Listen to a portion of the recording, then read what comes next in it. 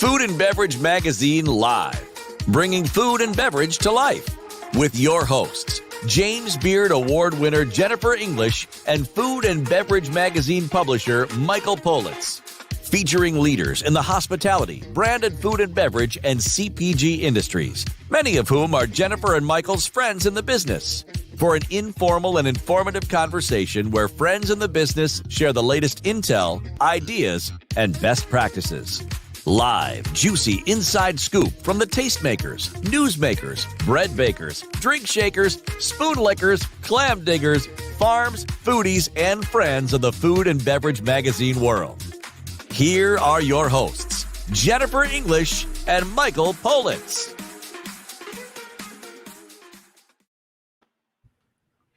Hey, babe. Well, hello. Well, oh, God, stop with the babe. It's so politically non-correct. Jeez, oh, flip. Oh, my God. I missed you. We have got, I just want to say we've got a packed backstage right now. Packed with legends. Legends. Yeah, legends. But I have to say the whole show today, this is Legend Day. Oh, is it Legend Day? Well, I mean, let's talk about it for a second. Some of our favorite people are on today. Who? Chef Claude? I'm a fangirl of Chef Claude. You see? I'm a fan. By the way, I'm a fanboy of Barbara. Yeah. Do you see? I know. Do you see what it says right below my picture here? Mm-hmm. Mrs. Spices. Aka Mrs. Spices.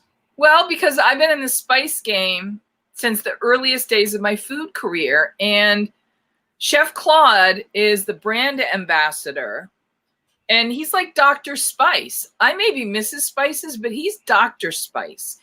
He is a native of New Orleans, and he understands that bringing flavor is like you just got to understand. He fully appreciates and understands that spices are the jazz of American cuisine. Oh, you mean is he from here? Yes, he is. He plays music with spices as the flavor notes. He makes chords of flavor that sing. This is a man I am a huge fan of. And then Barbara Fairchild. I've known Barbara. I've been so fortunate to know Barbara Fairchild so long. Her books are amazing. Her time at Bon Appetit was legend, right? That is a foolproof, irresistible dessert book. And then Fast, Fresh, Easy. I use it all the time, and I give it as gifts all the time. If I said there were maybe one or two books you could say that's the only book you'll ever need, that's one of those books. Let me just say this book looks as appetizing as Elizabeth's Instagram. Yes, that's all I'm saying. Yes. That's all I'm saying. Yes. So and I actually met Barbara through Elizabeth Blau. All roads lead back to Elizabeth.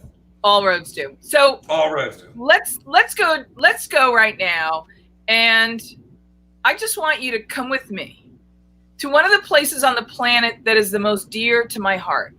The city of New Orleans is one of the most extraordinary and historic, flavorful places on the planet. And I was very, very fortunate to be part of the New Orleans Culinary and Cultural Preservation Society. And that was an organization that back in the day put on an event called Tales of the Cocktail. And we all spent time in New Orleans, and we got to fall in love with the fact that for hundreds of years, the traditions of Escoffier and the traditions of Antoine Peychaud and the legends of the Brennans and, Miss Adelaide Brennan leaning over her cocktail with her gold swizzle stick on her necklace and leaning in, and the life and vitality of that city and its celebrations and joie de vivre in the celebration of food at places like Commander's and Galatoire's. And of course, our beloved friend who passed away, Mrs. Leah Chase. New Orleans isn't like any other place because they understand that food really is one of the capital F fine arts. And like all the other fine arts that are made in abundance in New Orleans, the culinary piece is as important or more important than any other. And joining us now to talk about it from Zatarain's and McCormick's, where he's the brand ambassador of food and flavor, is the one and only Chef Claude Davis. Hello, Chef. What a treat and an honor it is to have you with us again. How are you? I'm great. Hello. Thank you for that great intro. We love our city, New Orleans. That's something that Zatarain's has represented since 1889, and we're excited that you're excited about it. Thank you for having me. Let's talk a little bit about history and why in this time of turbulence, history matters. Yes. Why does having this legacy going back to the 19th century in a city as powerful and potent as New Orleans is, what is most important about that legacy? Why is that history and that flavor philosophy of history so powerful? You know, food is such a huge part of our culture. And for Zatarain's to be around for 130 plus years now, to try to bring to the country and to the world all the essence that you described about the city of New Orleans in terms of the flavor, whether it be the Trinity, the celery, onion, and bell peppers, whether it's things like jambalaya or dirty rice, red beans and rice. And when you look at now, we have sausage. We had a German heritage. Most people know about the French and the Spanish heritage and all those influences on our culinary history. But, you know, we have something like a Cajun style sausage. Unless, you know, you talk about the Cajuns who've come in from Canada to bring their own culture here, and things like andouille sausage. That's the real deal, brother. It's so real that the Wi-Fi stopped at his house. The Wi-Fi is actually taking a bite of the andouille sausage right now. We think the Wi-Fi is enjoying the sausage, Claude. So yeah, but I mean, it's amazing to have such a rich culinary history. And as you know, you're familiar with our city. Yeah. Food is something that we offer to you. It's a part of our heart and our soul in this city. And that's something that we try to translate in any products that we have in Zatarain's. So, Chef, one of the things I want to talk about is how important spices are at the core of a flavor philosophy in a language of love. Because food is a love language in New Orleans.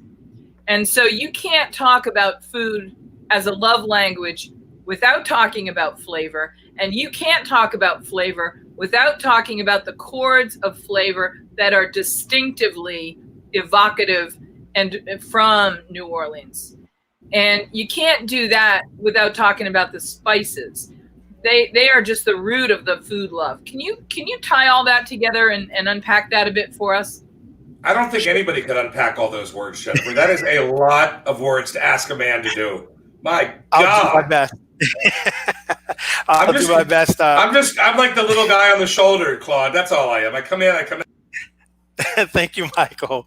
I mentioned our Trinity, our Holy Trinity here, which is celery, onions, and bell peppers. That's sort of a base that we use for a lot of dishes that we have. But when you start to talk about Cajun, I also mentioned Cajun. Typically, when you want something to be Cajun, there has to be white pepper, black pepper, red pepper. And one of the things or misconceptions around New Orleans, I believe, is people feel like everything has to be hot and spicy. We're about flavor. Flavor is a huge part of what we deliver. And when you're taking those influences, whether it's, I said, the Spanish with the paella, so you have things like a jambalaya, which I actually prepared one with the sausage here for you today. You see those type of influences on the culture and our culinary culture particularly.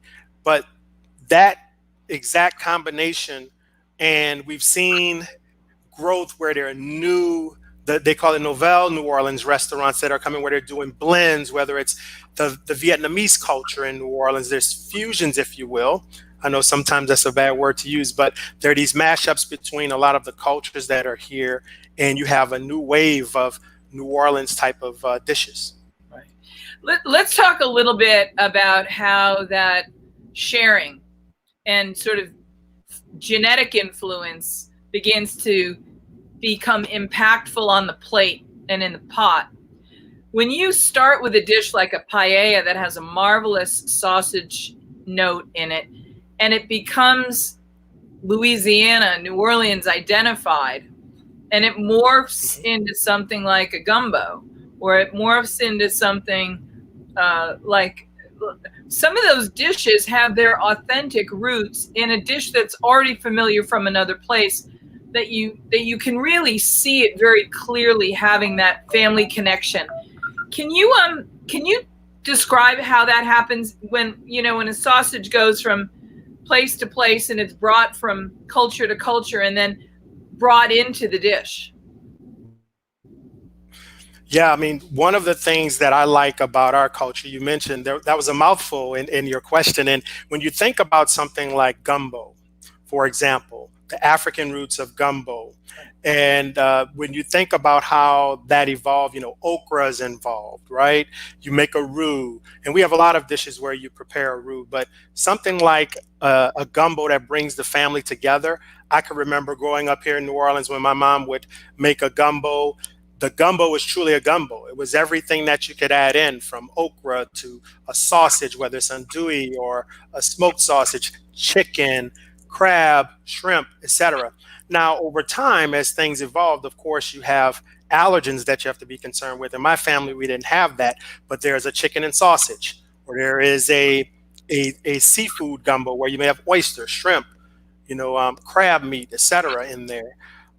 Another dish, like a jambalaya, as we talked about, it's a big part from our Cajun heritage, and there's some debate on whether there's a Creole versus a Cajun jambalaya. Right. And that can be debated. Primarily, the Creoles will use tomatoes in their jambalaya, but at the heart of it is still those set of spices, whether it's the white, red, black pepper, celery, onions, bell pepper, garlic, the blending of all those different flavors, and again, taking bits and pieces from the different cultures and making it your own. But in terms of sausages, I mean, we had a German population here, actually, just across the river from here in one of our suburbs. There was a German town called Gretna, and sausages were developed along with the Cajuns, and you can find wonderful sausages here, local sausages. And I'm proud that we currently have a Zatarain sausage in both Cajun and andouille to bring into the fold to enter that area. And what's so interesting is, in talking about those dishes that have those component similarities to them, like the paella that might have a sausage in it and chicken or some shrimp, or now the jambalaya or the gumbo, but it also harkens back to a cassoulet, again, where you're mixing it all together. Or from my own, I'm originally from Boston, and those traditions of like a clam bake, where you take the things you have and you, like in a crab boil, where you put it all together. And if you're lucky enough to have a tasty sausage in there as well, that's all part of that flavor. The thing I wanted to talk about, we talked about flavor before, and big flavor. But the thing that's essential to always remember, and where I'm going to lean on you a little bit, is help me describe how in New Orleans, everything may have big flavor, but it's never out of balance. How balance is an essential component of getting something irresistible. You can't just take hot pepper and throw a little in and think it's good, and throw a lot in and think it's better. It doesn't work like that. Help people understand how, like, color or tone and notes and music, there is such a thing as too much of a good thing, and how important balance is, especially in flavor and especially in the new sausage products. Absolutely. Balance to any item you offer. And as I mentioned before, there is a time and a place if you need something to be hot and spicy, right? Some people enjoy very hot, spicy meals. However, most times with Zatarain's particularly, we're trying to prepare a product that could be pretty safe for your entire family. So as you mentioned, I don't want to go too high on cayenne pepper or black pepper. So you have things, whether it's garlic powder, onion powder, or garlic and onion real pieces, or dried materials you're adding. You need to counter that with something that's a little bit milder. It's at just the right amount. The ratios of your ingredients are extremely important. When you were talking about the Trinity, it's not like 1 part onions, 1 part celery, and 5 parts peppers. You talk a little bit about even something as core as a roux or a Trinity. You're really still talking about a balance. You're talking about a balance, absolutely. I've seen where some people do 10% 10% celery. They might go 40% bell peppers. The rest is onion. It really, you have to tailor it, and that's the beauty of it. It allows you to tailor it to whoever your audience is, right? Some people may want a little kick up of garlic, or in the case, some people love onions, so you add more. I usually try to do it in equal parts because I just like that nice base flavor. And to your point, it is something that sort of gives a familiar flavor, something that is common to a New Orleans dish, that it's familiar, especially for those who grow up here and those who tend to love the food. You talked about also another way to reduce, whether it's heat or something. Think about creamy sauces. If you use anything that has cream in it, it's going to mute something that's very spicy. So that gives you a little bit of leeway as well to use things that may be a little bit higher in spice. You can come back with something that's creamy. You asked about, in the case of, just say, the Cajun sausage. Of the Cajun and the andouille sausage, obviously the Cajun is a little bit spicier. Right. It is, in my opinion, and I'm not someone who likes a lot of spice, it has just enough spice. When you open the package, you can smell the flavor. You can tell that there's a little bit of heat or spice to it. Whereas andouille is typically, it's the cut, the grind size of it, but it's also seasoned, but it doesn't have that heat. I would be remiss if I didn't mention during boil season, you mentioned about family gatherings and boils. Even amid COVID-19, crawfish sales have still been pretty good. And these sausages actually pair very well. So as I said, if you want something that's a little bit spicier in your boil, go with Cajun. If you want something that's probably more all family, go with the andouille. It pairs extremely well with our crab boil flavors. Chef Claude, let's talk a little bit about the new product. When I think of sausage and I think of New Orleans cuisine and the brilliant flavor of Zatarain's, I think of things that are in sort of that sort of stew and more of a luscious combination as opposed to crisped up and grilled. Do these sausages also work brilliantly well on the grill? Can I get a crisp on them? Can I get them out on my grill or under some, fire? Absolutely, you can. They are phenomenal on the grill, whether it's kebabs or if you prefer just to cut up sausage and place it on your grill. It holds up very nicely. Even one of the things I like to do, Jennifer, is I like to cut them, coin them up, slice the sausage, fry it up in a skillet, and then I like to take a pretzel stick, use pretzel sticks, and then take some of our Creole mustard and use that as a dipping sauce for them. Phenomenal. It's a nice little appetizer for people. He said pretzel stick. Right up your alley. Well, I do have pretzels, Michael. I do have a 3-year-old, and anytime I can be extra creative, it's a great snack. Sometimes I go crazy. I can show you. This is the jambalaya that I prepared. Let me get you in on that. Hold on. There we go. If you see beautiful, the slices, and I just topped it with a little bit of green onion. But you can take these same slices and just fry them up in your skillet. And what you do is, once you're done, you set them out and you take the pretzel sticks. It could be nice, cool, fun, whether it's a game time, movie night, whatever it may be, something to help entertain your family. I know folks are struggling a little bit with new ideas, that type of thing during these times, but there's a wealth of things that you could do. Jambalaya is an easy dish. And something I like to do, it's not on back of pack, but a lot of our rice sides like yellow rice or the paella, we have wild rice, etc. If you have family members that are more protein or sausage lovers, you could always add that to a family of 5. I have 3 kids, including a almost 16-year-old teenage boy. So I have to make sure that there's enough food available. And for me, I always like to add a little bit of protein, even if it's a rice side. And I may cook a couple boxes. We love rice in my house. And I'm from New Orleans and we're from Louisiana. So that goes over very well for us. We love a lot of rice down here, as you know, Jennifer. I love the yellow rice product that you guys have, and I play with that a lot. And one of the things that I enjoy is adding, just as I'm finishing preparing it, I add my vegetables as a sort of as an accent. Yes. Because this time of years, we've got some beautiful. I do a little. I'll take a stalk of asparagus and I'll cut it into 1/4-inch pieces. and I stir that in, and it's not all that bigger than, let's say, some fresh peas. Or I take the green bean and I cut it into those 1/4-inch pieces.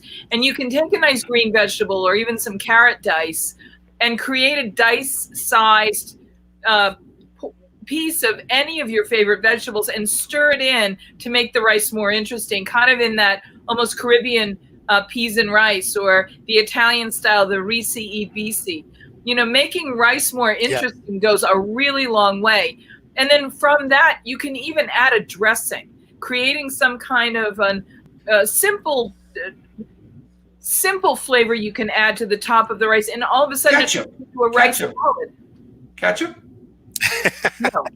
Can you add a can? If you like ketchup, can you add a can of rice and of carrots and peas right into the rice? Right.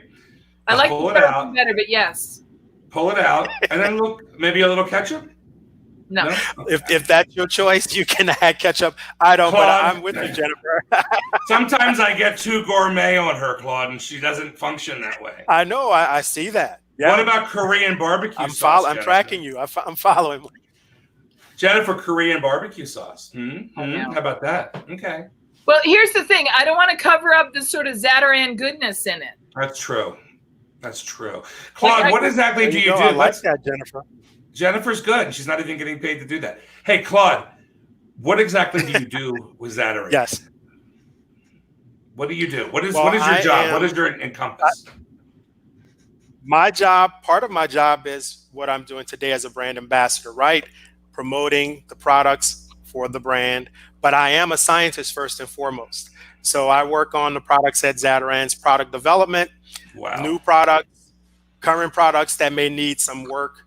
We have a team of folks, but I'm the principal scientist there, and I have to make sure that everything, whether we make a change, just say if there's a change that's needed in the type of onions we're using, I am a person who sits on that team where I have to taste and make sure that we are still in line with of Zatarain's quality and standard. So why don't you tell us what you're working on now? We won't tell anyone. Make it a secret. I won't write it. You know, I have 12 million readers a month in the Food and Beverage Magazine, if you're familiar with us. I think there's something that I could say. For example, during these times, we have some new breadings, like fry mixes. You know, fried chicken is popular in the South. There's one that, Jennifer, if you like a little bit of heat, it sounds like, we have one that's a hot and spicy by Zatarain's, a chicken fry mix. We also have a Southern buttermilk one for, again, a milder palate. So those are some of our newer products that have been released. I'm not sure if you've tried our cilantro lime rice side. I've had that. That's okay, delicious. Yeah, it's a pretty good one. And what Jennifer alluded to is I like to add veggies. I've talked about the protein, but exactly what you said. I tried to make a complete meal out, even a side, as you said, to make it interesting. Even though my family and a lot of folks they may like rice, but it's always nice to make it interesting. And we do have some nice recipes at Zatarains.com. Another dish I like to do, why not use pasta? We have something that's like a pastalaya that you can do. You can make it with shrimp and either the Cajun or andouille or a combination of those two sausages. That one goes over really well in my household as well. But we have a whole host. If you look up our sausage, you would find recipes, recommended recipes for you to make things a little bit interesting. So those are also some the things I do, Michael, in my role, where I'm working with our staff to come up with ideas for recipes on back of pack, new ways of utilizing the products. Could we think of different ways to prepare them? Could you prepare our rice in a rice cooker? I do it. If I have things to do, I can pop the Zatarain's jambalaya in the rice cooker along with sausage. Just let it cook. One pot dish, we're done. So that is my dream come true. My dream come true. I use my little hot pot, if that's what it's called. Is that what it's called, Jennifer? The little pot that I doodle. But I just got this new thing called a Brava. Have you heard of the Brava? Yes. Brava. And you literally put everything, it makes everything. And just like you push, it's all like electronically, it's crazy what they do, right? But all these dishes are coming out of it. We love it. But with back to the yellow rice with the cilantro lime. Sure. I make a corn elote. Jennifer, did I pronounce that correctly? Elote for Tucson. Yes. and I make it, right? I get the cheese, the white cheese. I take corn, I pan fry it, white cheese, tons of lime, and then I use green onions on top, and I put it with that rice, and people lose their minds. The lime juice, the white Mexican cheese, and corn, and it's mind-boggling.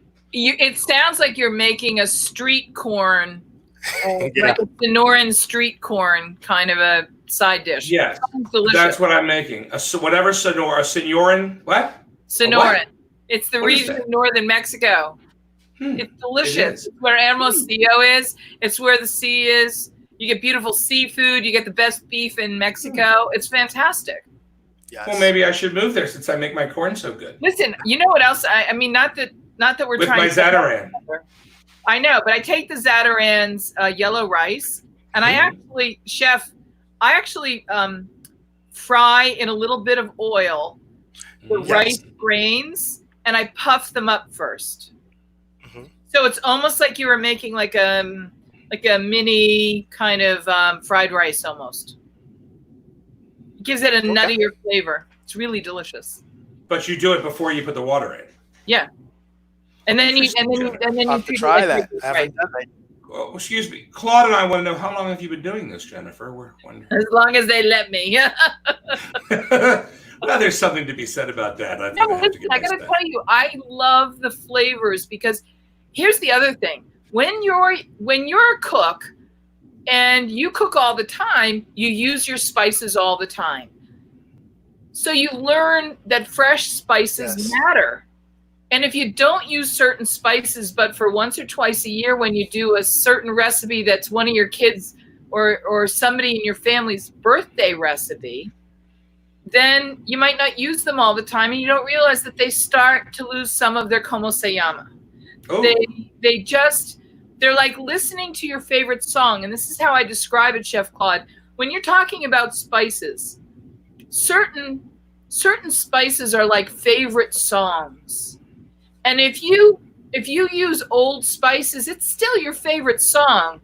Cilantro, cumin, ginger, cinnamon, nutmeg, black pepper. But if it's a little bit old, then it's like listening to your favorite song on a very low volume. It has to work a lot harder for you to enjoy it and even hear it. Whereas keeping really fresh spices is super important. Can you talk a little bit about that? Yeah, it's funny that you mentioned that. I talked about the Trinity earlier, and I talked about a lot of our rice sides in cooking rices in my dishes. Every one of them I add the fresh Trinity to. It doesn't matter which one I'm cooking. One of my favorites and the favorite in the house, I don't know if you tried our Caribbean rice. I will saute the celery, onions, and bell peppers in oil, just as you mentioned, but I don't put the rice in at that point. And then I like to add the andouille sausage and some fresh shrimp. So I'll saute that, and then I just cook it according to the pack. So with that Caribbean rice, there are pineapple pieces, as you mentioned, there's cumin, all these wonderful Caribbean flavors that come out in that rice. But I give it that nice undertone with that Trinity from New Orleans, and it is phenomenal. You know, so to your point, there's certain flavor notes that really drive the dish home for you and that you look for. That's one of them I like to use in all of my dishes, that combination of the three. And Jennifer, you know who uses that Caribbean, Jennifer? When he makes his jerk chicken, he uses his Zataran's Caribbean. Gramps Morgan. Oh yeah. When Gramps uses his when he makes his jerk chicken with his sauce, he uses Zataran's on the side. You know, Chef Claude, the other thing I was trying to get at was how important it is that if you're going to make a dish that needs your spices to be at their best quality, Zataran's packaged blends all have fresh spices in them. So you're not making a dish that's really going to be built on the architecture of spices and the flavors that the spices bring on weak or out of date spices. They're built a necessity on the freshness of the spice. that the pepper and the black pepper and the paprika, they've all got to be fresh. Yes. Simply put, we want the highest quality ingredients, and that's what we're going to bring to you. And more importantly, I think to drive home our message, we want to give you everything that you need in that box. You know, the palate outside of New Orleans or Louisiana can be very different. So we keep that in mind when we're developing. We want to give just enough. And when I talk to our consumers too, that's something that they tend to tell us, wow, Zatarain's has all that we need in the box. But as you know, Jennifer, with your history in New Orleans and, you know, your background with us, you know that we are people who like to do add-ons and ad lib. We take something, sometimes locally, a lot of people use us as a base. And again, to turn the heat up, a product like jambalaya, we have a spicy version, we have the regular version, and there's a mild one. So I'm not sure if that's sold everywhere where folks have that opportunity to purchase each one, but you can sort of customize, and that's something that's a part of our heritage. I think as we have a lot of cooks here, and when people ask you about favorite restaurants, you know, in my time growing up, I was very fortunate where I had home cooked meals a lot. So the biggest answer was, well, is it grandma's house? Is it my uncle, my aunt's house, or is it at my house, right? Growing up in the house. So it's such an interesting, you know, dynamic that we have where we have to make this for everyone. But when you talk to consumers locally, they tend to add their own, whether it be our Creole seasoning or something, or adding a little bit of cayenne pepper to it, just to give it a little bit of uptick because of that desire to have something spicy. Well, Chef, we're going to reach out and see if we can't get some of those recipes and put them in the next issue of Food and Beverage Magazine for people and share them with the listeners in the audience, because it's a beautiful palette of flavor for summer. Thank you so much. Absolutely, we can do that. All right, buddy. Thank you, Claude, for taking the time with us. And we're glad we got your camera working, because look at that smile, Jennifer. Thank you for having me.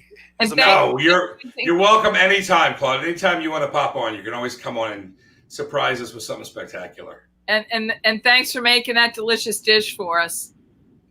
Thanks, You're Claude. very welcome. Thank you guys for having me. Take care. Bye-bye. Up next, one of the all-time favorite people. Wait, can't we talk about how nice he was? Oh, he's lovely. Okay, just making sure. Because for some reason you didn't want to say that. I was just like, I like that guy.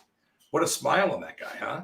He's Was amazing. he a model before he worked for Zatarain's? Yeah, probably, right? He might have been like a nerdy scientist, you know, and all the girls like nerdy scientists. Well, he is a scientist. I know, that's what I'm He's a saying. food scientist. That's right. What do they call that? Let's ask Barbara. Barbara knows Can everything. we bring her on? I've been waiting for Bring her on. He was here. There she She's is. here. I think a food scientist used to be called a home economist back when I was a kid. Yeah, right. That's true. How are you, my friend? Well, it's a little warm here in LA, but doing as well as can be expected under some pretty extraordinary circumstances that we're all going through, I think. Yes. And it was in the hopes that you would bring the incredible wisdom and food sense that you've developed over your career to help us keep everything in perspective, because the one thing we've always relied on Barbara Fairchild for was this sense of where the future was. You were never one to shy away from what comes next and just held so tightly to where we've always been.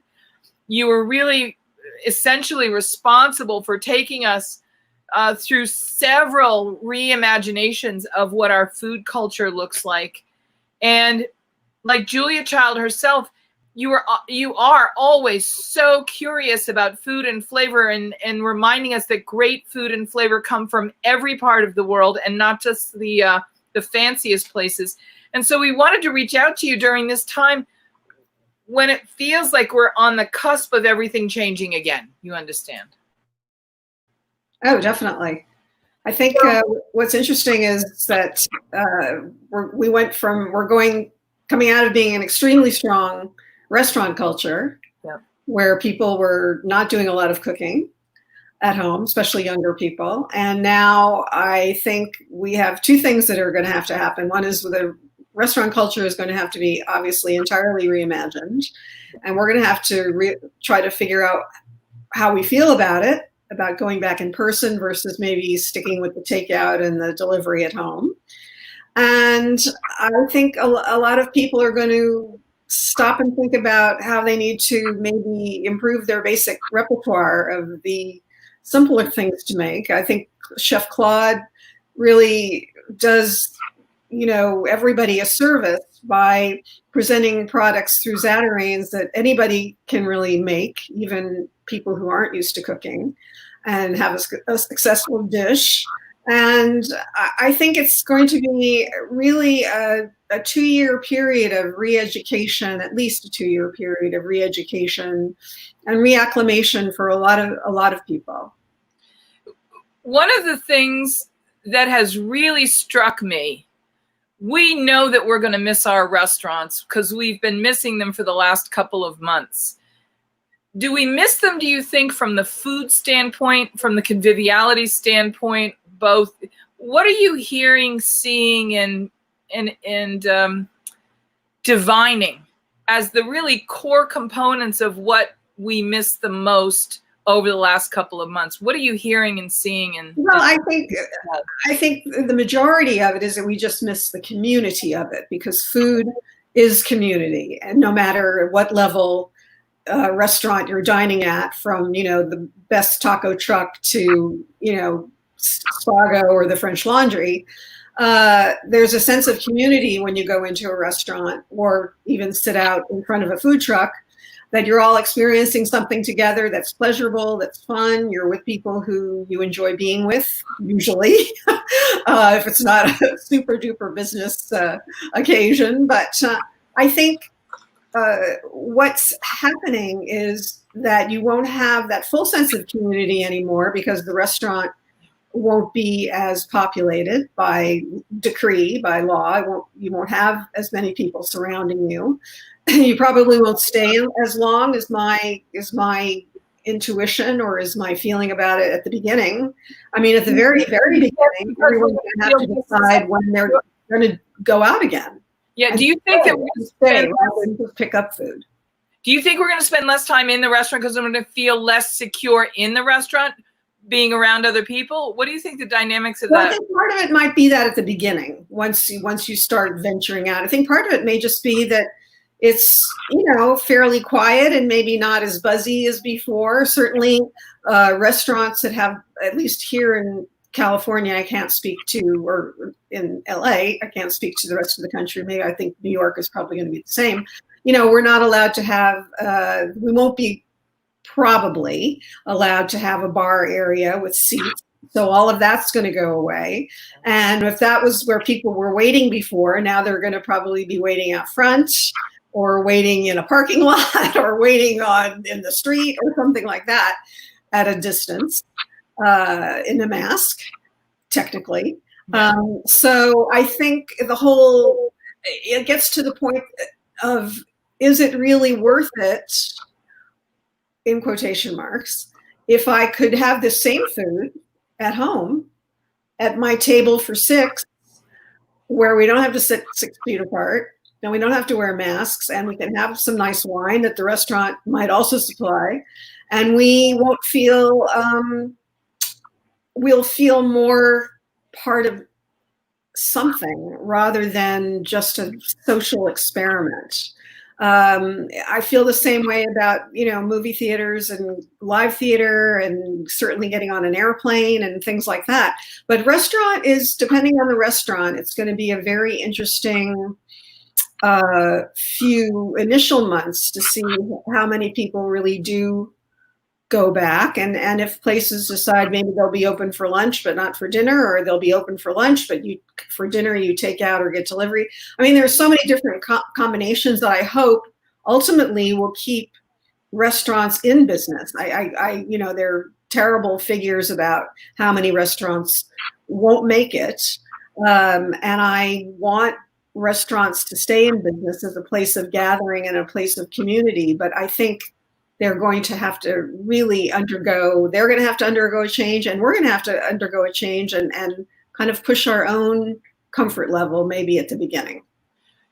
You're a globalist, and I've always admired you for your global perspective. Your global travels take you to the fourth corner. Yes, I'm looking very dubious at the moment. Yes, go ahead. which is a challenge at my the moment. My globe trotting. I wonder about that sometimes. I really do. So you have friends in the food business in every time zone around the world. Yeah, I do. And I'm wondering, are you seeing anything happen in any of the countries and cultures that were 2, 3, 4, 6 months ahead of us in the COVID cycle that have already had that little extra lead time to reimagine their food world and their restaurant world? It wouldn't have been the same to start with, so it probably won't be the same after. Have you seen anything that really sort of like perked you up and said, what a great idea?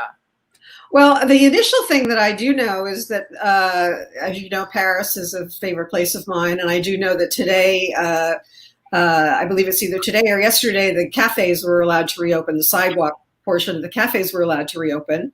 And the pictures that I've seen, supposedly the tables are supposed to be 3 feet apart, not 5 feet or 6 feet apart.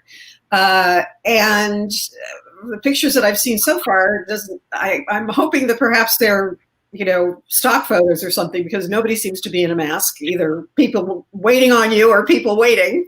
And so that was kind of an interesting thing. I have to say there was a very interesting article probably now about 3 weeks ago in Eater National by one of their Hong Kong reporters who their restaurants had opened up probably right then, 3 weeks to a month ago.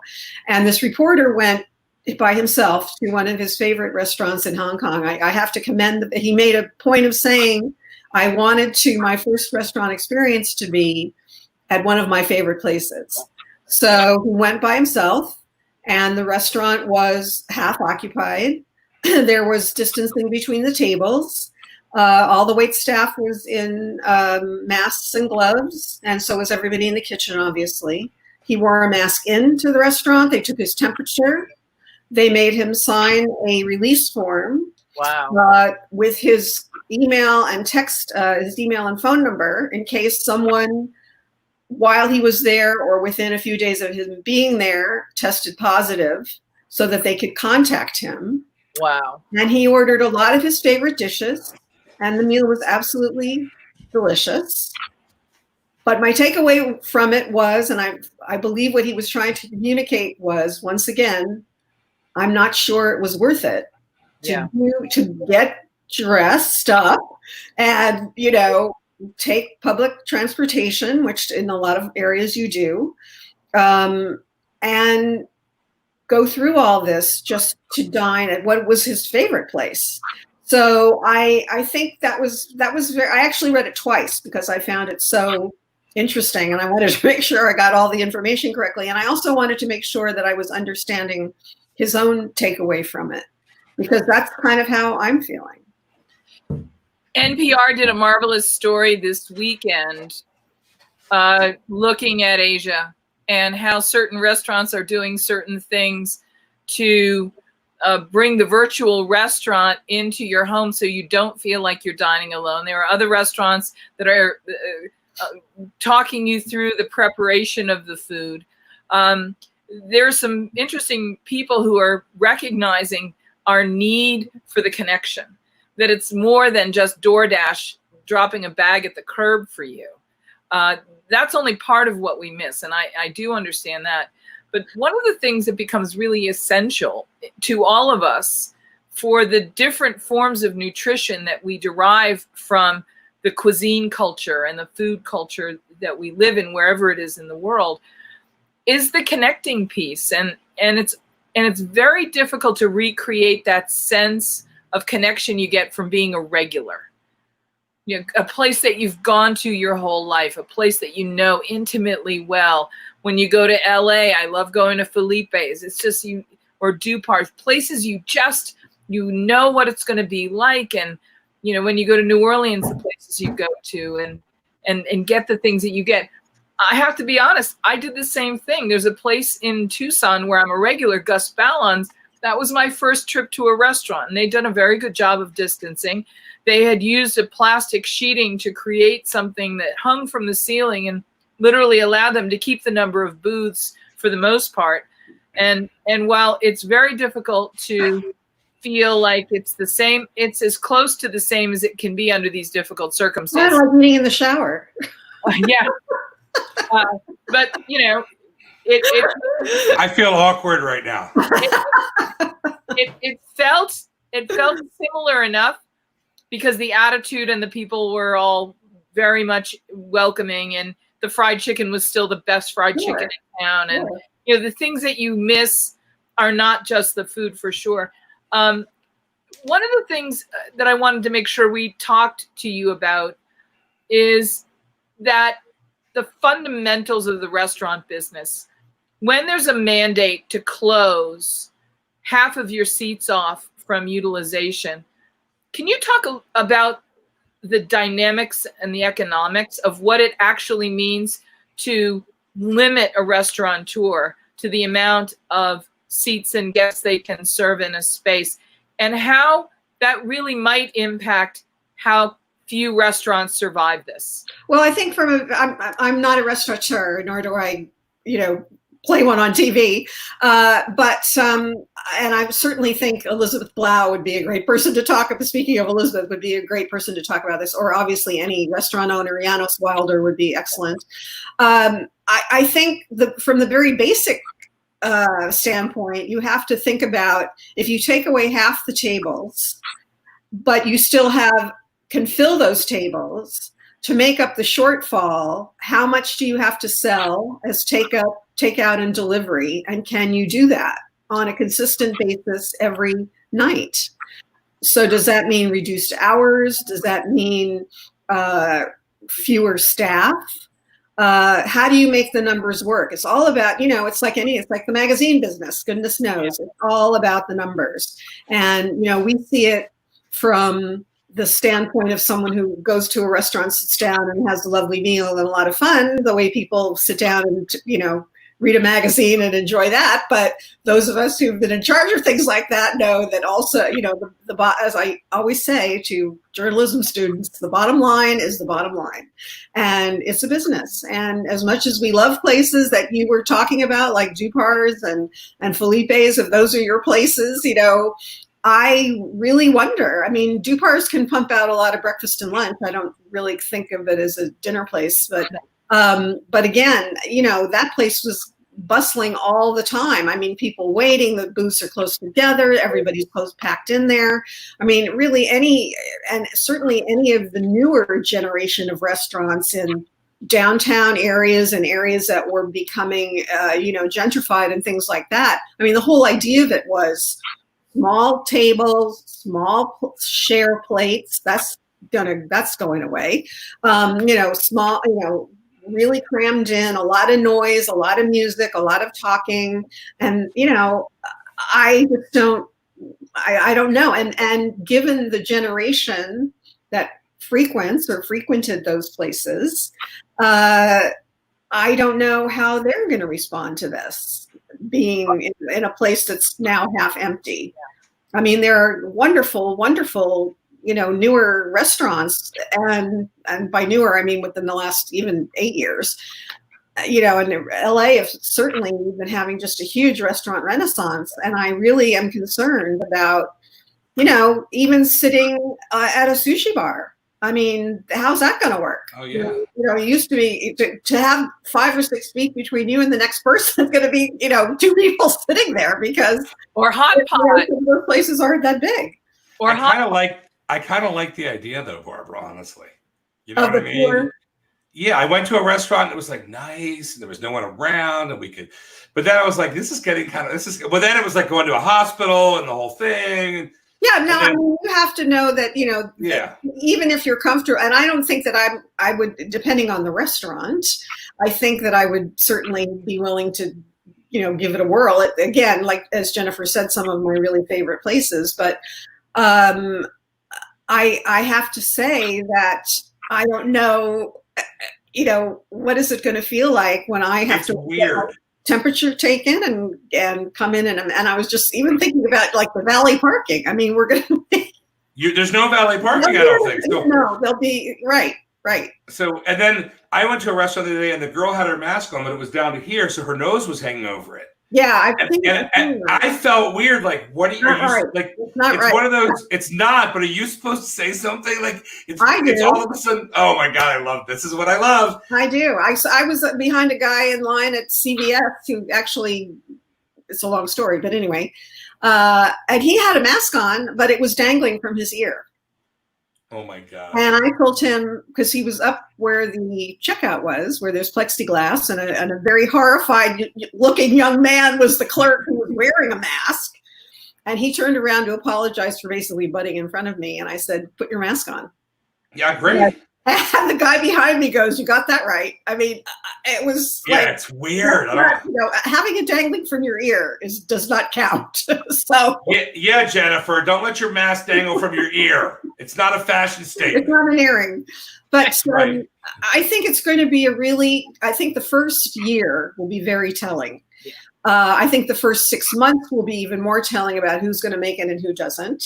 And to go back to your question, Jennifer, I think a lot of places may just say, we're going to do breakfast and lunch, and we're not going to do dinner anymore, and or we're going to only do dinner, and it'll be half full, but we're going to really recommit to takeout and delivery, and things that you can come in and grab out of a cooler, here in LA, salads and sandwiches and things like that. I mean, not at the high end places. Like if you're going to go to Spago, you'll still go to Spago, and the tables can be pretty spaced far apart anyway. But which brings, a whole new thing that just popped into my head about someplace like Spago at the very high end with fewer tables and very rich customers can just jack up their prices. Well, here's a question, Barbara. Barbara, here's a question. Would it be so bad at Mr. Chow's not to have people sitting on top of you? I mean, honestly, right? Yeah, I don't actually. I'm not a Mr. Chow's person when it comes to Chinese food, but I know there are plenty of people. And again, it's a place to be seen. Right on the whole other aspect of this, will restaurants still be, will the paparazzi still be out in front of Mr. Chow's every night? What's Craig gonna do? Spaced 6 feet apart. Wearing masks and gloves with their cameras. Absolutely. Yeah. Jennifer, we got to call Craig for Craig's and go get him on the show next week. I'll reach out to him because I think that would be because he has all those celebrities coming in all the time. I don't know if he's doing takeout or delivery. Well, he started ice cream. It's been closed or this whole time we're actually doing it. And then what about this old go back from Craig, go to Dantana's where he was at originally. And right. What are they doing? Places like Musso and Frank's. I mean, these are the really historic restaurants of Los Angeles, not some of our newer places. But we have fabulous newer places downtown like Babel and Bestia and Rosso Blue and places like that are in big Officina Brera, that are in big sort of warehouse type things. And I think they have the space, but how they were obviously making their profit was filling the place. And several of them have large outdoor areas, so that helps a lot. I hate to raise this, but I have to ask, how's Nancy Silverton doing? One of our favorite people had the double impact of not only the shutdowns with the COVID, but then the impact of some vandalism. And it just reminds us how, as the first line of our culture, many of our restaurateurs around the country, we lost a chef in Louisiana, in Louisville. The people that are food people are always there on a different front line, and in a way, they're the ones that get impacted pretty severely, as has been the case with the restaurant world, and certainly the case with Nancy. How is she doing? What's the she is out of quarantine, as you may know, and she's, as far as that is concerned, she's better. Her store, Shispaka, her restaurant along Melrose, was pretty much, all of her restaurants have very big windows, so they got smashed, from what I understand. But, I think the thing here is that Nancy understands where that's coming from. And as most of the tragedy is the smaller businesses, the larger businesses and the larger places, or the more, the higher end places, they all have insurance. So she, I'm sure, will rebuild, and she will come out of this. I hope so. I think knowing her, she understands where this is coming from. And I think she's obviously sympathetic, but unfortunately, she was hit. Yeah. Hey, let's talk. You and I have had this conversation before in a different time many years ago, and it almost feels like we need to have it again. When we say we don't eat like that anymore, it's the we don't eat like that anymore. Oh, we do now, though. We're totally into potatoes and cheese and snack food, and what are you talking about?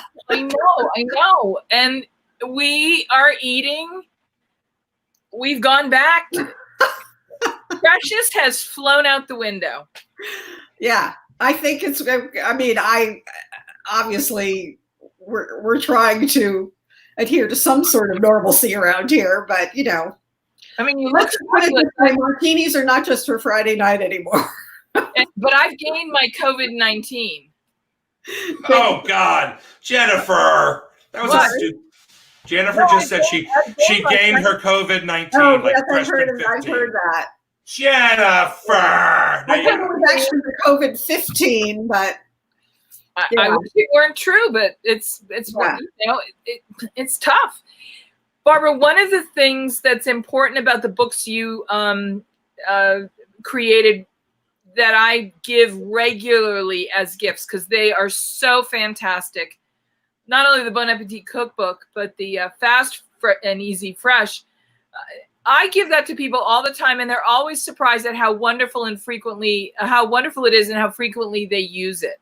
And in a time like this, people are turning to cookbooks. Are you getting lots of feedback from people rediscovering your books and your recipes? Well, not me personally. I mean, I think what I am so happy about is the books that we did do, especially as you say, Fast, Easy, Fresh. I think it was really a book ahead of its time in a lot of ways. It came out in 2008, and it was, you know, organized quite differently at the time than any other cookbooks had at the time, into not, you know, breakfast, lunch, and dinner, but the ingredients, you know, salmon, pasta, potatoes, rice, you know, what the busy weeknight cook would have on hand and what they could do with it, you know, chicken, fish, shellfish, that kind of thing. So, and it's still a book that I like to give to, especially to beginning cooks, because first of all, obviously it's gigantic, and I don't think you really do need another book. And I think, you know, as a testimony to our team, the recipes are just as interesting and fresh and sophisticated today, but again, easy to make, our hallmark, as they were back then. And so, you know, it uses a lot of packaged ingredients, where what I call now assembly cooking, which is what we're doing a lot of, everybody's doing a lot of, you know. So I think that book really stands the test of time. I think they all do. I mean, the copper colored one, the original Bon Appetit cookbook, that was our 50th anniversary edition in 2006. So that I call kind of our greatest hits. If you were a fan of the magazine back in the day, you might want to take a look at that, or take a look at that one, because it has, you know, again, a lot of, you know, my Thanksgiving turkey is there, and I still make it from 1994. And then I understand Michael is a fan of the desserts book. Again, you know, So what they about all three books is that you can be absolutely certain that every single recipe in there was tested. Again, not necessarily the case with the books that you buy then and now. And that it was really, obviously, they were all curated, which is the word we use today rather than culled. They were all curated from a very, very large base of recipes. But I have to say, one word that's missing from the Green Book, Michael, the Fast, Easy, Fresh book, is irresistible. I find that more of the recipes in that book are irresistible than almost any other book I've ever encountered. But the other point that I really want to emphasize is, because of how it's organized, it is the ultimate pandemic quarantine book, because you can say, okay, I've got a jar of capers in my fridge. I've got some some mozzarella cheese, and I've got some farro. What can I make? Well, I've got quinoa. What can I make? I've got a limited amount of fresh vegetables. What can I make? And not only do you give very specific recipes for those ingredients, there's such good recipes that oftentimes if you don't have this, you can use that. And so technique involved in it that really makes it ultra valuable and friendly for usage, no matter what level cook you are. And for that, I just think it's really worth mentioning and rediscovering if you don't know it already. Well, I know that you're a fan of the book, and I don't know if you even realize it, but one of the ideas of the book was one recipe per page. Nothing was longer than a page long. Yeah. I would like to imagine that where we go next, food-wise and cuisine culture-wise, has a certain measure of inevitability to it. And I see us wanting favorite things and wanting, yes, easy, yes, fresh. But I think that more than anything else, there's a rediscovery or a recalibration of the value of how much something means to us. You mentioned that martinis aren't for Friday nights alone anymore. I think there's a component, the emotional component of the pleasure and satisfaction we derive from whatever it is we're having, that we're just going to spend more time being appreciative of. Can you speak to that a little bit? Are you seeing that as well in the things that you're? Well, I think that's the point of going out to restaurants, is to show them how much you appreciate them, that they're still there and they're still trying to, they're there to nourish and entertain you and maybe teach you something. So I think that's part of what the value of going back to restaurants is. Again, the only issue here is whether it's financially viable for the restaurant. Even if you go every night, you know, if not a lot of people are in that dining room with you, even half full, it's you know, it's sad, but it's not gonna happen. So I think you know, restaurants as the meeting place will always be something that we have and we will hold in our hearts, but as far as what the future brings and what kinds of things will be successful, I mean, I know what kinds of things would be successful here in LA. I don't think that much is going to change. We're, you know, very dedicated to all kinds of ethnic food and as well as, you know, the high end. But sometimes the high end is in a place that doesn't look like a high end place or the you know, the stereotype of a high end place. Anyway, but I think, you know, maybe what it will be is just a new renewed appreciation, which I think the last 3 months have done anyway, of just everybody just being together, even if it sometimes feels like you're going to go crazy. It's better to be at home together than all over the place, or alone going crazy. Yeah, well, or you know, being somewhere where you don't feel comfortable. Jennifer makes me not feel comfortable every day, Barbara. Every day she makes me not feel comfortable. You know how she gets with all her words. There you go. There you go. Well, there are different parts. There are different definitions of uncomfortable. Let's put it that way. So how would a place like Crossroads do? How will they do it? Because that's so specialized. Part of it is, I think Crossroads, you know, it's a vegan restaurant, high end. It skews, in my opinion, pretty young overall, and very, you know, the people who go there truly are dedicated vegans, I think, as well as people who are just interested in having a fine meal of that caliber as a vegan meal.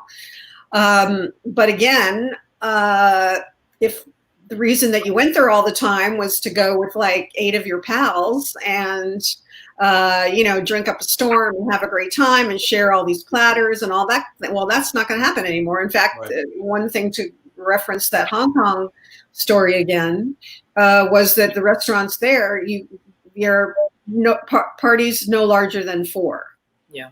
So, and that might end up being what we adopt here. So, Again, I was at a restaurant. They said we could have 6 people. That was it. No larger than 6. If we had more, they'd have to have the other people even if it was 7 at another table 6 feet away. Right. Yeah. Or so you could divide up as 3 and 4, but you can't cross. I mean, I guess you could get up and. I mean, you're not encouraged to get up and You're not encouraged, right? You're not encouraged to get up and socialize, and you're certainly not going to be encouraged to get up and share food. That's going to that is totally out the window. I don't think anybody wants to do that. So are you going to finish that as a thing of the past? The shared plates? No, dining with your loved ones. Are you going to finish that? Can I have that? You're going to finish that? You're going to eat the crust on your pizza? Oh, that. Well, if it's your family, why not? Barbara, have you been cooking a lot yourself?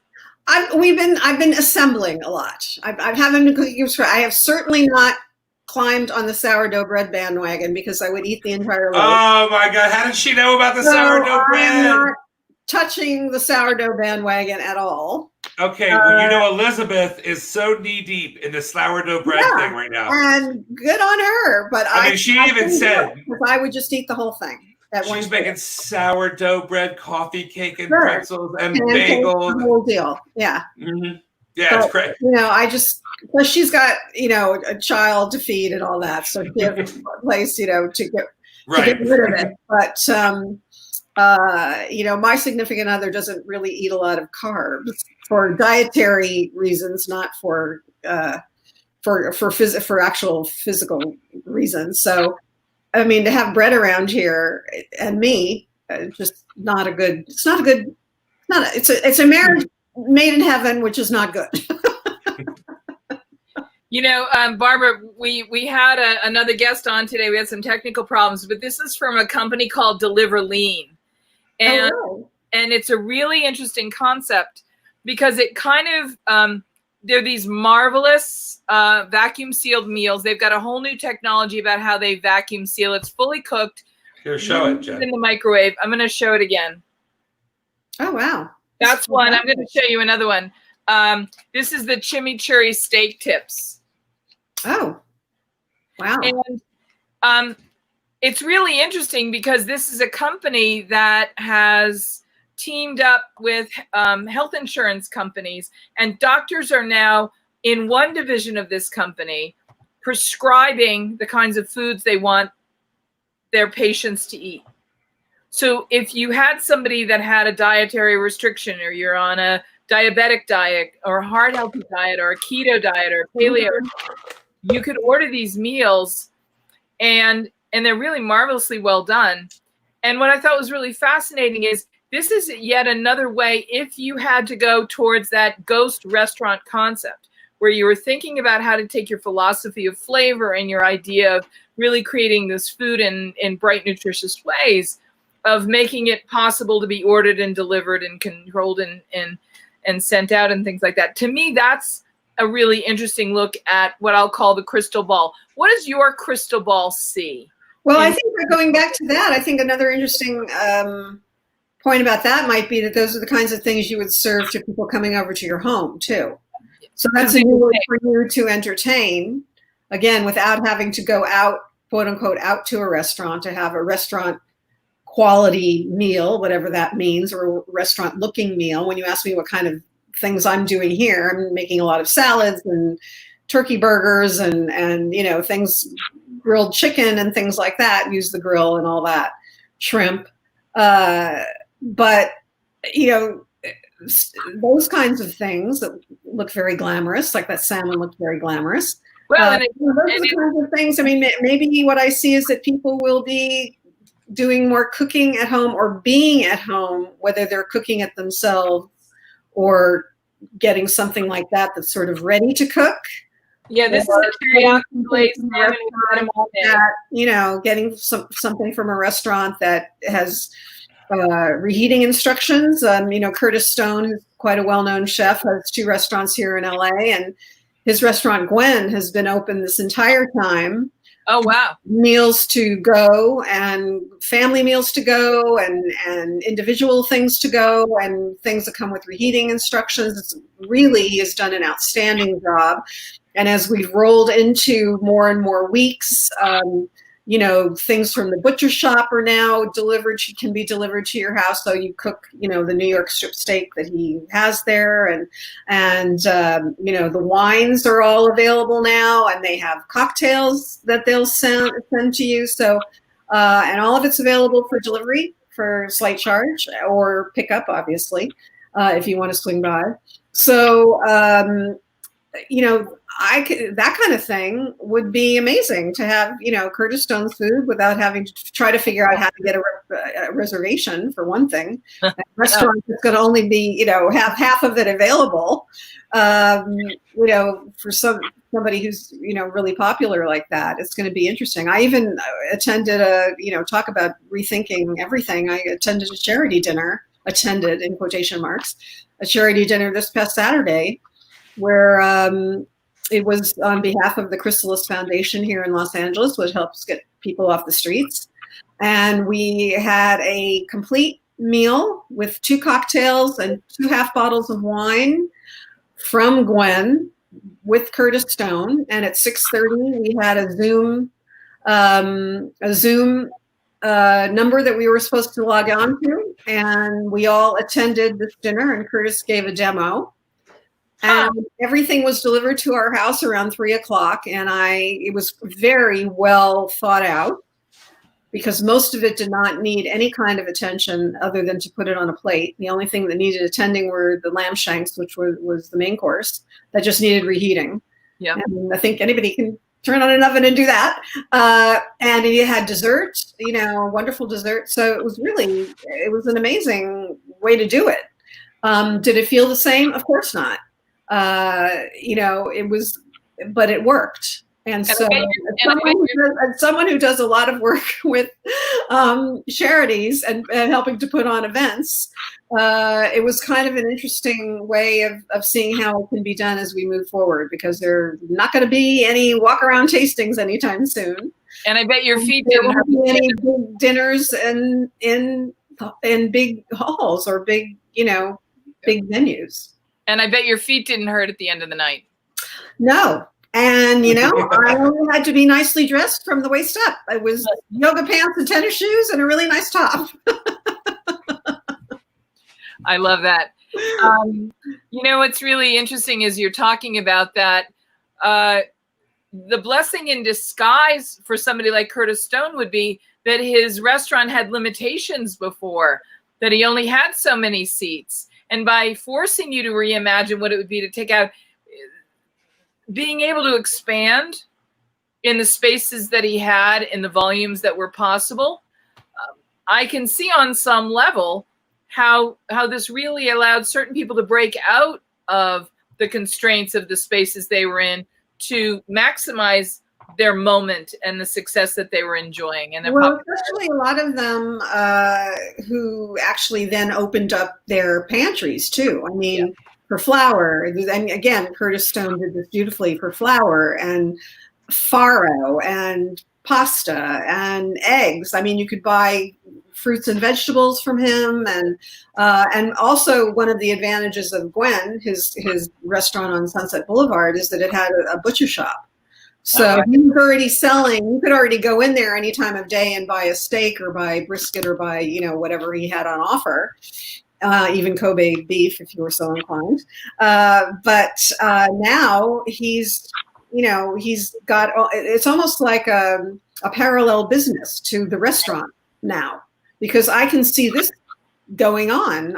Because I actually did it before. I ordered from it for a few times, even before the charity dinner, and I can see this.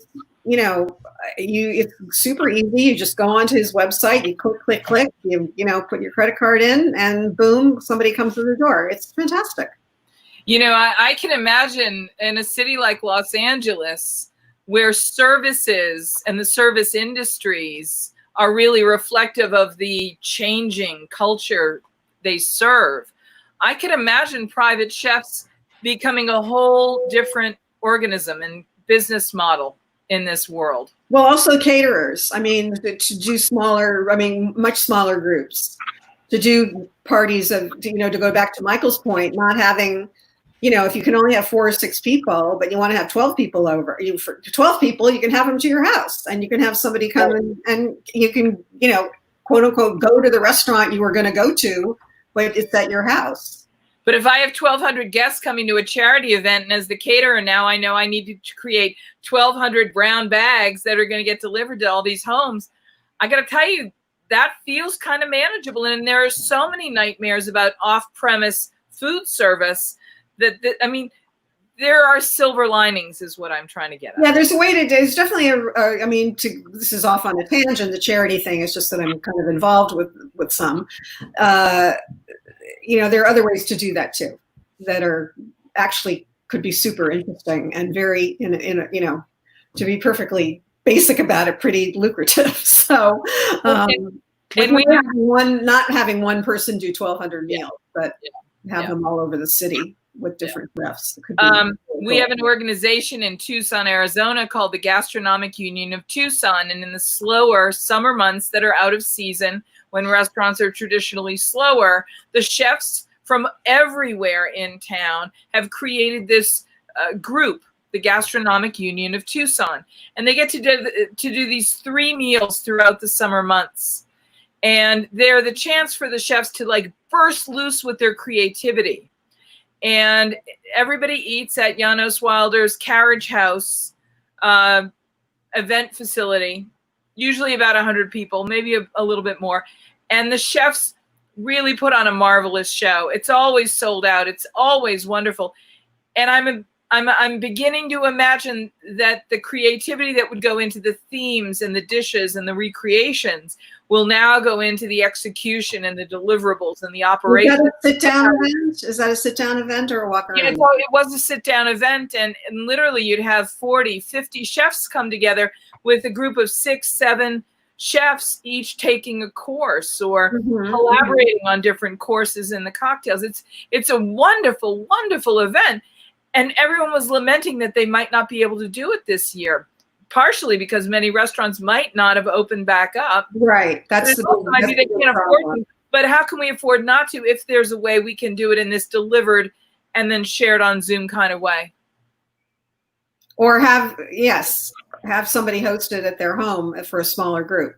Yep. 10 homes around town with 10 people each. Yeah. And a different chef at each house. Okay, there's my idea. You can take it. But, now, Michael, you're in Las Vegas, right? I am. I'm right here in the heart of heat. And what's going on with everything there? Are they opening the casinos this week or something? Tomorrow, I think it's tomorrow or tomorrow morning. I think they open the casinos. Oh, tonight at 12 o'clock. Okay. So some are opening at midnight, and then some started tomorrow. But I believe it's really the casino floors. Not a lot of. I talked to actually our friend Elizabeth. So a lot of those restaurants are not opening inside the casinos yet, right? They want to see what the traffic flow is, what the guests are coming in. Some of the bigger ones, like Stations Casinos here, they're only opening 2 of their locations. They're opening Green Valley Ranch and they're opening Red Rock, but which are suburban technically. Yeah, which are completely suburban. Right. The restaurants have been open that are on the outside of the casino because you can have access. The restaurants in the casino prior to this, you had to have a bathroom, restrooms, without going into the casino floor. Okay. So they really tied. The restaurants that were open that had street access or parking lot access or whatever. Right. Were they open for sit-down dining or for just takeout and? They were open for takeout, and then since the loosen up of phase 1, now they're open. You can come in and sit down. But places like the Palms, who just put all of that fantastic artwork in there, and all those great restaurants, they're not open for like 2 years. You know, Bobby has a restaurant there, and Michael Simon has a restaurant there, and Vetri. Mark has a restaurant there. Will they open up now for half capacity or? No, they're not. They're down. They're down. And they're planning it for 2 years. Wow. Well, I agree. I mean, I blue skied that when I started talking today, but Yeah. 2 years was kind of what I had in what I kind of have in my head, I guess. What about, obviously there are not going to ever be any buffets or anything again. I don't know how they're going to do that. They're talking about having a server at each station so they could turn around and then serve you.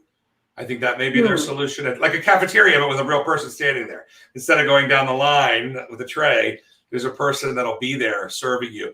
I heard that. Some are closed still. Places like Sweet Tomatoes and those salad places are all shut down forever. Yeah. Literally forever. Right. My kids love those places. It was great. You took them. It was like a jungle gym salad place. They could just run around like maniacs, and then they would eat all their salad and ice cream. And they're closed forever. What about the fantastic Chinatown area of Spring Mountain Road? What's going on there? So I'm seeing a lot of that. A lot like Brian Howard, if you know Brian, who worked with Carrie and Elizabeth a long time ago. Brian has Sparrow and Wolf, and they're open, I believe, now. And I saw like who was in there? Gino Bernardo, if you know Gino from the old. No. He was from the Palms at one point. Oh. I forgot where he was.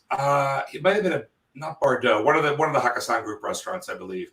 But Todd English, Sam DeMarco. So the chefs are coming in and they're eating there and they're having a great time. So those places are open. They're open, probably limited capacity, but they're trying to show how much fun everyone's having. I mean, Todd was there, with his stunning hairline, with his stunning hairline and his eyes and his mask, and posing with the guys. He had his mask on. He was the only one with the mask on, but they looked like they were having a great time. So the chefs are not required to wear masks or gloves? I think they are. Is that, Jennifer? Aren't they? For cooking, they obviously have to be in the back. What about the servers? Servers, yes. Nevada. The servers in Nevada and in Arizona too, I would imagine. Yeah.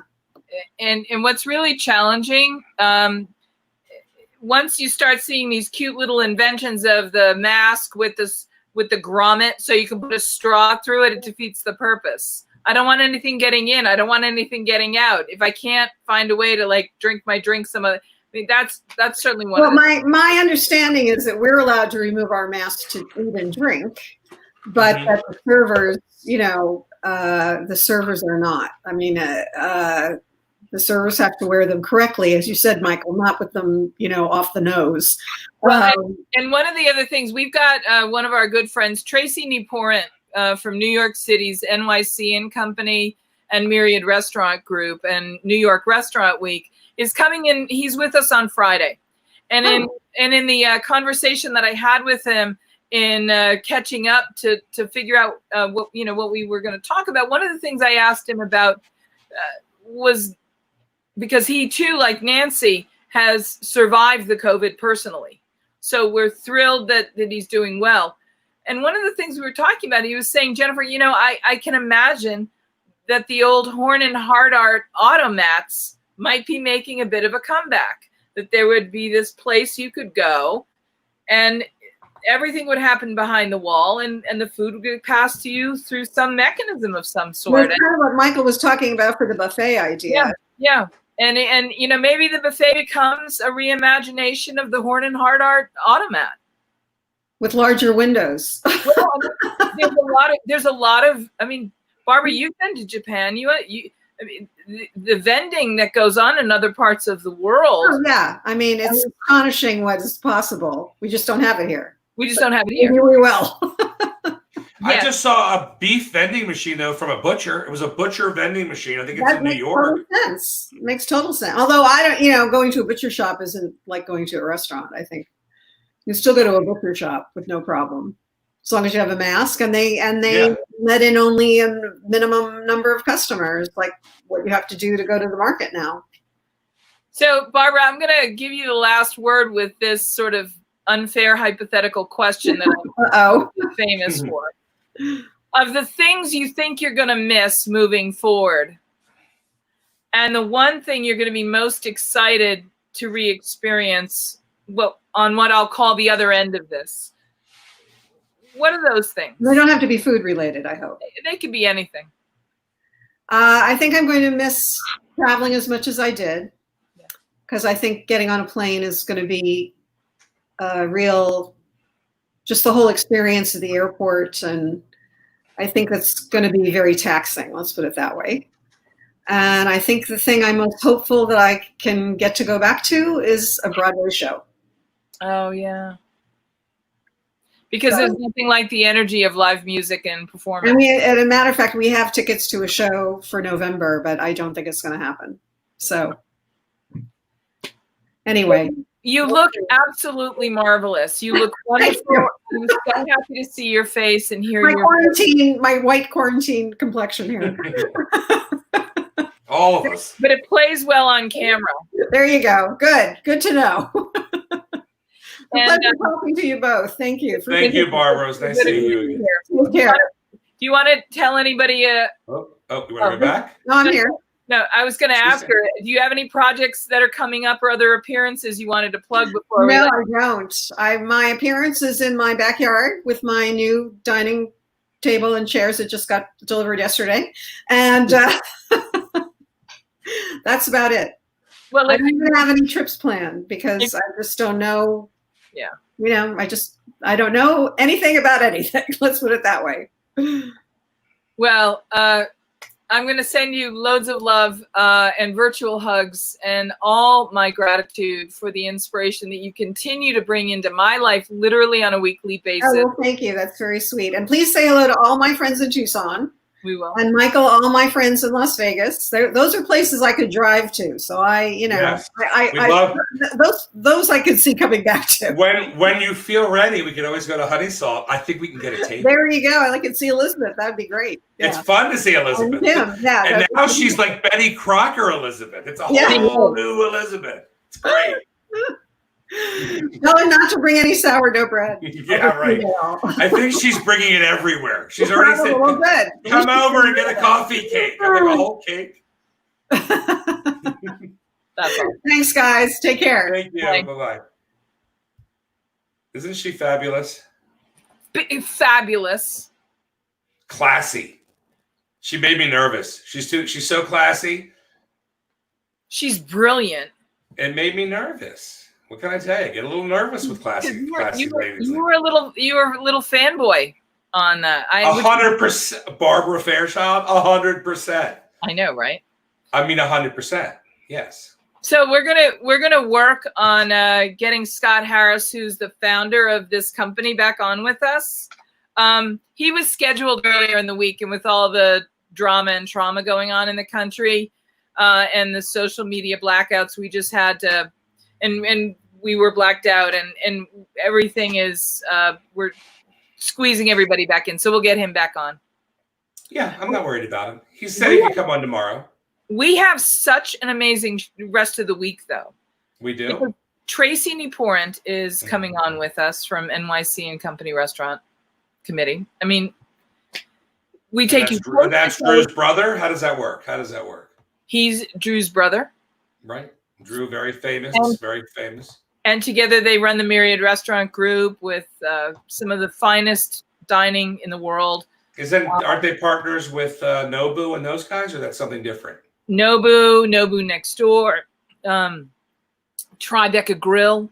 And don't they have that famous guy that's their partner too? What's his name? De Niro? Bobby De Niro? Yes. Bobby but I'll tell you, and with their high-end restaurants, but the most exciting thing I think that they do is they do the food operations at Citi Field where the New York Mets play. And the restaurant was due to be renamed the Metropolitan Grill this year because of the New York Metropolitans. That's the name of the Mets. Mm-hmm. And he's a lifelong Mets fan. So we're going to hear all about what's going to happen with sports and fine dining at different venues. Mm-hmm.